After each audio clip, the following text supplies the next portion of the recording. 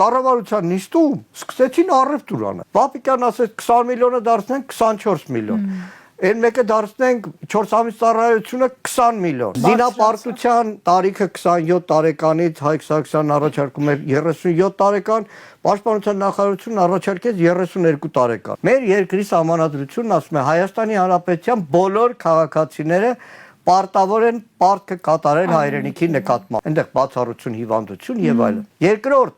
արգելում է Հայաստանի Հանրապետությունում սերով, ռասայով, խտրականություն, սոցիալական, նյութական կարգավիճակով խտրականություն, բայց այս գաղափարը ասում է որ սահմանադրությունը մի կողմ ենք դնում, մեծ բազար ենք բացում Հայաստանի Հանրապետության զինված ուժեր, ով կտա փողը կազատվի, բայց քանի որ ավելի շատ մտածում են այսպես հանրային ընկալման մասին, իրենք էլ չգիտեն ինչ են անելու, որովհետև նույն կառավարության նիստին Պապիկյան Սուրենն ասում է, այնպես չի որ բոլոր 24 միլիոն տվողները ազատվելու են, ամեն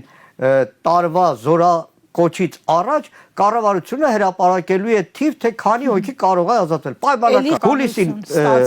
զորակոչը սկսվում է ամառային, դրանից առաջ կառավարությունն ասում է 10 հոգի կարող է ազատվել։ Կառավարության նիստում նախարարներից մեկը հարցնում է 10 հոգին ովքեր են լինելու։ Դե երևի իրենց ավակներ։ Չգիտենք դեռ ով կարող է ով առաջինը վճարած լինի կամ վիճակահանությամբ, այսինքն ամբողջությամբ այդ աճուրդային վիճակին է։